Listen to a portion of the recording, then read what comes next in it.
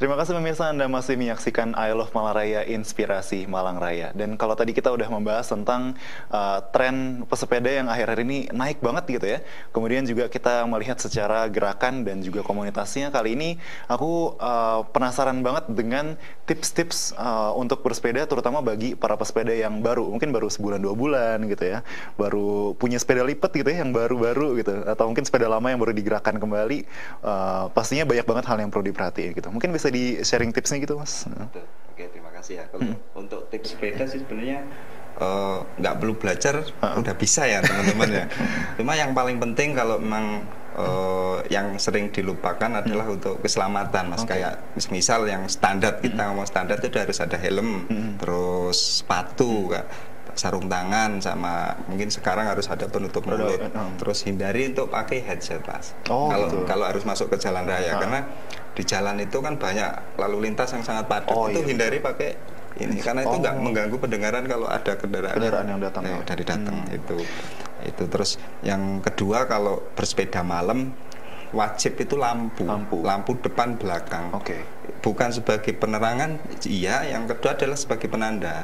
Karena kita tahu lah kalau di jalanan Malang, mohon maaf ini ya, untuk penerangan jalan udah sangat minim. Sementara lalu lintas kendaraan yang punya kan banyak orang juga. Terus ngambil jalan raya kebanyakan sebelah kiri itu jalan yang paling jelek untuk kita. Oh iya, betul. Itu paling geredukan. Nah itu kalau kita nyun sewu ya, kalau yang kita nggak tak pakai standar keselamatan minimal lampu ya, ya jangan disalahkan lah. Kita nggak boleh nyalakan kendaraan lain yang akhirnya amit-amit terjadi kecelakaan di situ.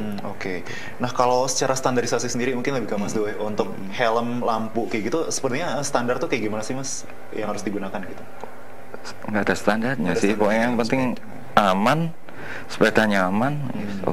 Soalnya kan kalau kita ngelihat orang ada yang pakai helm sepeda tuh ya udah asal pakai aja gitu ya, atau harus ada kriteria-kriteria tertentu gitu dari alat-alat yang digunakan gitu. Udah ada lah, ada ya. Kalau ngomong standar lebih aman, kembali lagi ke budget kan. Cuma kalau ngomong semakin budget ngapain gitu, sepeda itu harusnya menghemat kok. Menghemat justru ya, mengeluarkan banyak ya. Dan juga perhatian untuk nggak masuk ke tengah jalan itu juga penting banget ya. Ini yang jadi concern kita sebenarnya ya. Share the road, berbagi jalan itu bukan kita yang selalu menuntut kita harus minta jalur jalan raya itu sebenarnya enggak. Ini yang sebenarnya yang kita minta ke yang pembuat kebijakan itu. Kalau kita minta jalur pesepeda itu kayaknya kok terlalu muluk-muluk ya, juga banyak biaya yang harus dikeluarkan. Mungkin yang ingin kita sampaikan mudah-mudahan didengar ya.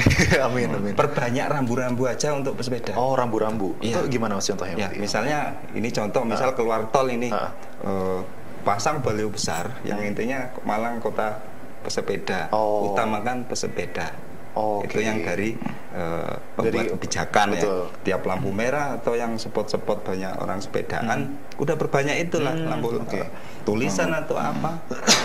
Nah, itu yang dari pembuat kebijakan, dari teman-teman pesepeda.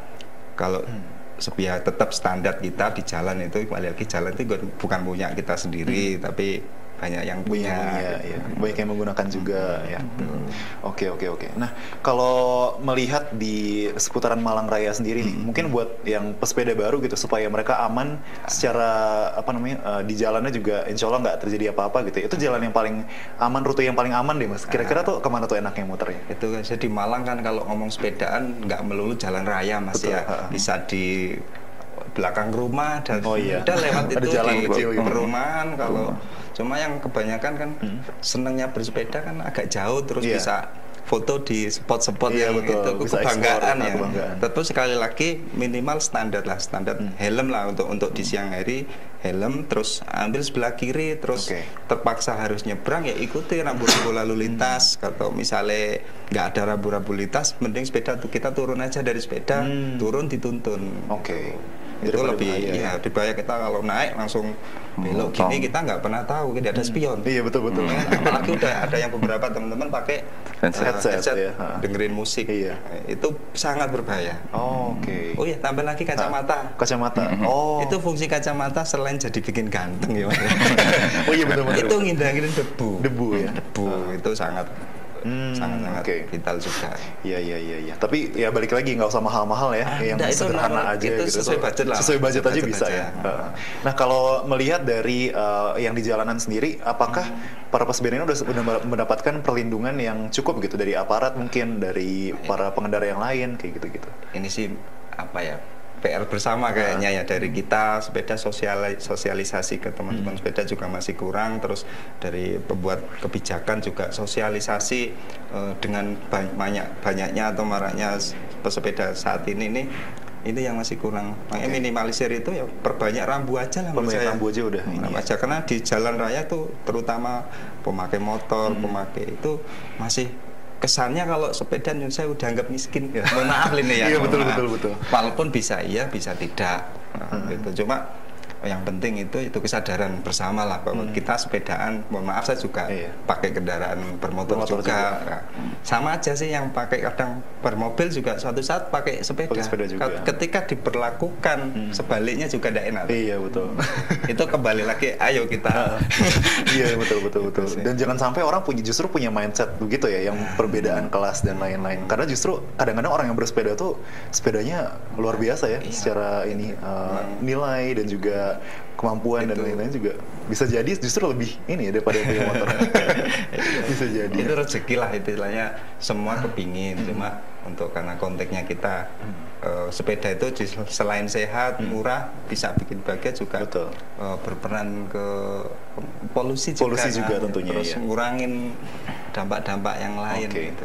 Ya intinya lah, balik lagi, sepedaan udah fungsi aja. Fungsi ke transportasi. Kalau jadi hobi itu sudah sangat luar biasa. Iya. Apalagi kan akhirnya juga orang-orang karena lagi terbatas gitu ya, di mobil nggak bisa bareng-bareng gitu. Jadi sepeda pasti jadi alternatif juga kayak gitu. Nah, ini sebenarnya satu isu yang pengen aku tanya dari sebelumnya sih.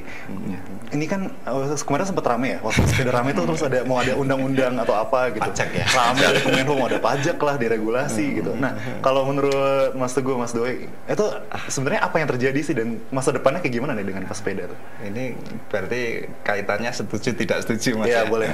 Pro dan kontra. Pro dan kontra. Kalau ditanyakan ke sepeda, kita sangat tidak setuju. Dipajaki ya? Pajakin, karena apa? Satu, yang pasti dengan kita bersepeda harusnya kitalah yang mensubsidi pemerintah. Bensin dan sebagainya kan berkurang. Terus itu yang pertama. Yang kedua, sepeda lebih hemat kok. Terus apalagi kalau di kita ini yang kita pakai justru barang-barang yang nggak layak. Mohon maaf ya, dari harusnya kalau di rongsok itu harga dikiloin, di kita harga jadi naik. Jadi naik ya. Kita ngebantu ekonomi loh, Pak. Iya. Masa masih dikenal pajak? Iya, malah dipajak. Harusnya malah mohon maaf, kebijakan subsidi lah gitu. Nggak harus kita kasih jalur sepeda, nggak usah lah gitu, terlalu banyak yang dikorbankan. Terus dengan jalan raya di Malang juga sempit, terus harus jalur sepeda juga manfaatnya masih nggak maksimal. Perbanyak rambu-rambu aja. Rambu-rambu himbauan yang intinya sepeda, Malang kota sepeda, Batu kota sepeda. Ayo saling-saling care lah. Oke. Nah, kalau sebenarnya salah satu bagian dari rumornya itu adalah sepeda mau dipakein STNK gitu, Mas. Ini kan kayaknya untuk katanya alasannya untuk keamanan sih. Kalau menurut jenengan gimana, Mas? Malah satu, kalau kita ngomong, kita bangga karena apa? Nilainya sepeda jadi naik. Tidak masalah lah, nanti yang pintar-pintar di atas sana dia punya apa sendirilah, pasti punya sendiri. Tapi kalau disampaikan pajak, kayaknya kebalik kayaknya ya. harusnya mungkin ya, mohon maaf, ini rasa-rasanya ya pabrikan aja pajak naikin untuk tipe-tipe sepeda yang high class ya. Kalau yang middle dari kata, walaupun yang harganya udah tinggi aja, mau beli sepeda udah menguntungkan, biasanya pakai mobil harus pakai sepeda. Itu pun harusnya disubsidi juga kan. Iya betul. Kalau di luar negeri maksudnya ada beberapa negara yang udah disubsidi ya orang-orang bersepeda kayak gitu. Oke, ini sayang banget sebenarnya kita udah harus mengakhiri perbincangan kita hari ini, tapi mungkin ada pertanyaan yang belum saya sampaikan, tapi mungkin perlu disampaikan juga nih untuk para pemirsa. Silakan. Mungkin ini titip pesan itu dengan adanya ATV, kita diundang, mungkin perbanyak lagi sepeda yang diundang untuk biar terbuka semua, karena ini hal positif kok. Gitu. Dan pesannya ya sepeda nggak usah gengsi, ayo dirakit, dinaikin. Siap. Ngangkat wisata Malang Angkat juga wisata kan. Malang juga, betul. Malah heritage gitu-gitu ya, naik juga. Oke, dari Mas Doi mungkin ada tambahan lagi? Sama. Sama cukup ya. Oke. Nah, kalau mau ngecek perkembangan atau aktivitas dari pesepeda Indonesia bisa langsung di Instagram ya, di Instagram nvr_malang atau pesepeda.indonesia. pesepeda.indonesia. Pastinya bakal ada banyak banget info, dan juga kalau mau butuh-butuh apa untuk spare part dan reparasi gitu-gitu bisa banget ya. boleh. Gabung sama teman-teman di sana untuk bareng-bareng kayak gitu. Sama Mas Doi juga gitu mungkin. Bisa. Nanti langsung di repair. Banyak teman kita. Banyak teman juga kayak gitu. Oke, terima kasih banyak atas waktunya Mas Teguh, Mas Doi. Sama-sama. Semoga sukses selalu dan juga maju terus para pesepeda Indonesia. Amin. Oke. Amin. Selanjutnya pemirsa, kita akan kembali lagi nanti bakal ngobrol-ngobrol sama Dennis dan juga ada info lainnya tentunya setelah jeda yang satu ini. Tetaplah bersama kami di I Love Malang Raya, Inspirasi Malang Raya.